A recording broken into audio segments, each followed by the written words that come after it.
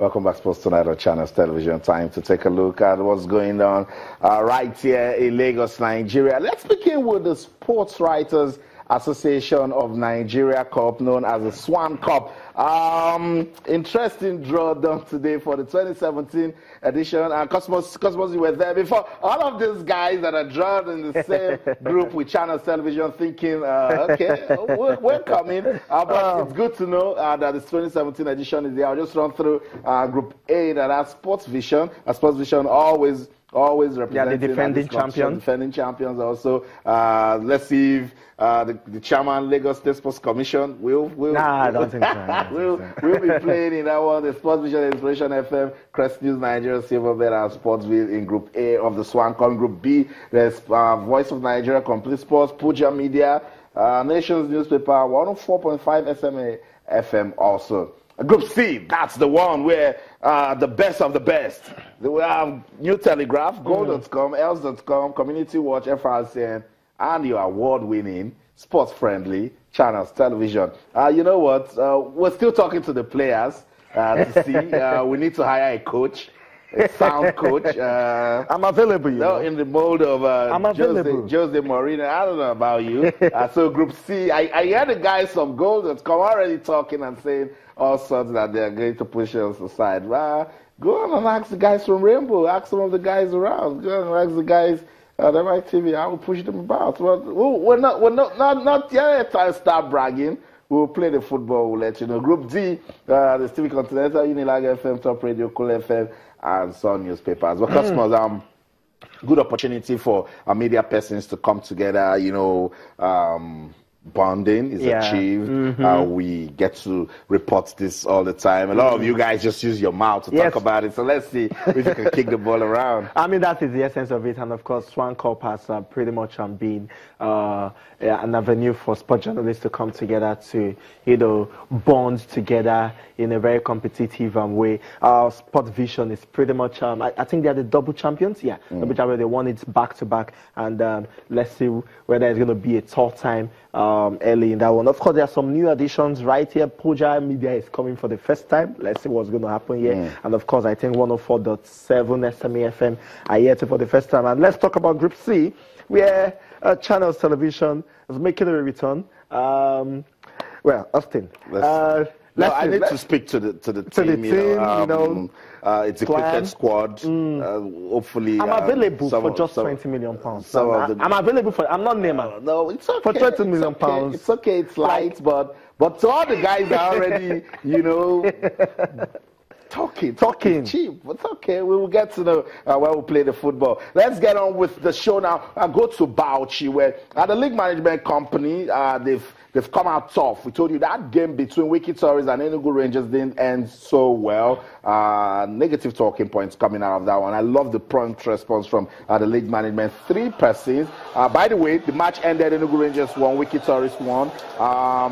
But it wasn't just the results. It wasn't just the result. Follow the pictures. Follow the pictures carefully on your screen. Assistant referee busted them one more. An object was thrown at her, and then, you know, at some point she could barely walk. The bleeding wasn't good. She staggered. She not good for our football. But the good news is that the league management company, they have put words to action, and 3 persons, 3 suspects linked to the attack in that match, they are now remanded in prison. The central referee and his assistant were attacked during and after that match. They said the 3 fixture between Wikki Tourists and Enugu Rangers at the Abubakar Tafawa Balewa Stadium on Sunday. The suspects, Mohamed Issa, Amisu Mohamed, and Yola Ishaya, also known as Chara, but they pleaded not guilty at the court. They actually take it to court. Counsel for the 3 accused, Barrister M.H. Lawan, had made a bail application, but it was opposed. The prosecutor, Lano Saliu, urged the court to dismiss the application on 3 grounds, including the possibility that they may commit similar offense.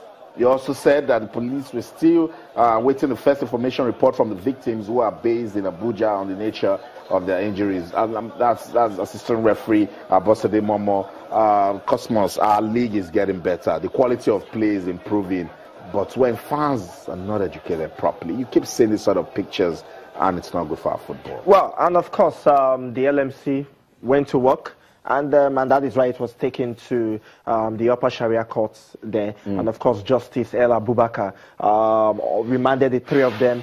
You just mentioned their name, Mohamed Issa, Hamisu Mohammed, and of course, Yola Ishaya alias Chara. Now, Yola Ishaya was accused of immediately after what happened. He still went to attack. While she was going out of the stadium, he still went to wanting to attack her, probably for what he felt. You know, she actually raised a flag for an offside or something, and it was a game that anything could have happened. But I like the prompt response of the steward there. The steward, they tried as much as possible to catch, to make sure that they fish out those three that did this. And this thing keep happening, and thank God for the first time.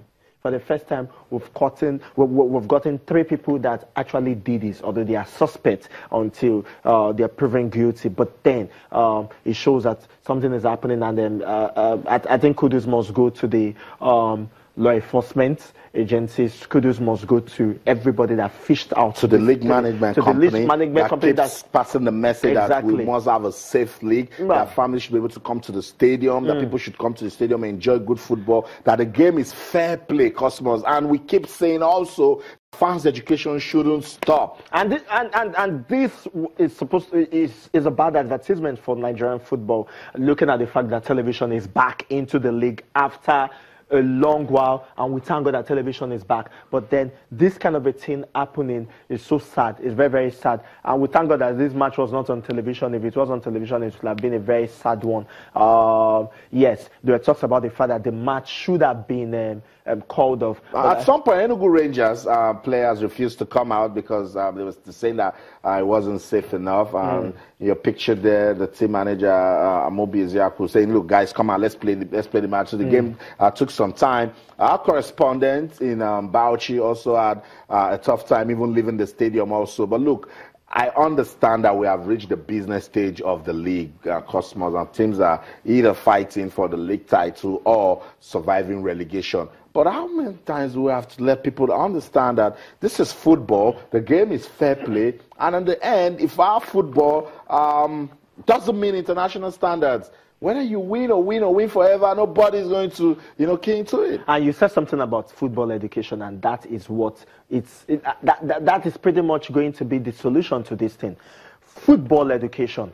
The education of a fan that gets everything, a fair play fan, a fan that understands that, okay, yes, in as much as I want my team to win, my team would not win all the time. And that is just it. It does not trickle down to the club. Now, the club do not have business of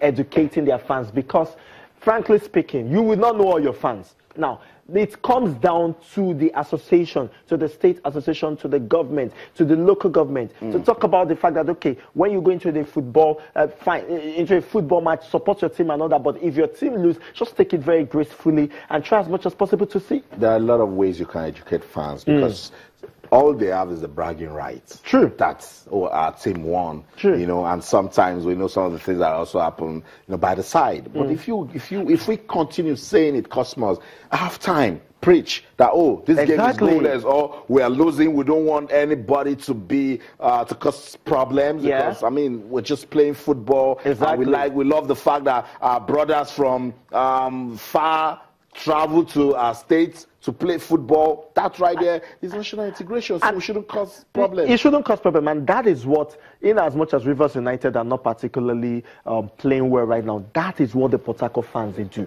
Now, I do understand that before the Port Harcourt fans were very, very wicked when it comes to breaking people's heads down, but for the past 2 seasons, do you know how many times Rivers United have done very poorly at home, and everybody goes home? Everybody goes home without any sort of issue. They go back on the social media and they argue, they talk, they bring out solution. How can we make sure that Rivers United do not get relegated and all that? I know for sure because I see some of these tweets, I see some of these WhatsApp messages. So it is something that should be able to be transferred to all of the other centers of the league. You talk about the halftime. It's not just the halftime. Before the match, you talk about it. Now, after the match, you bring there should be a forum where fans can come together. Now, every club should have, like, probably the supporters club should have, like, some sort of, well, we're in the new media, should have like some sort of a group on the social media where everybody comes together and we will talk about things that is happening in the club and try to encourage each other and, you know, educate ourselves on how to behave when we are in a football venue. And I think that is why I said it is not just about the club, it is about the state association, the state football association. It is about, in fact, going down to the local government, the media as well, like we are doing right now, should do a whole lot of this as well to educate people out there that such a thing should not happen. We know there are some temper periods where temper are pretty much heightened and we're not happy about the way our teams played. But then we should understand that the people that are playing are human beings and, of course, they can make mistakes as well. That's right, and hopefully this will serve as a strong warning to other fans that, look, the league management company, they are watching, they're working so hard to give us a very good league, one that is safe. Pictures of those guys that were remanded in prison, but that's the picture we don't want to see. The object that was thrown at assistant referee Bosede Momo from the FCT, we just hope that she's better and that she'll continue to do what she loves doing for the love of the game.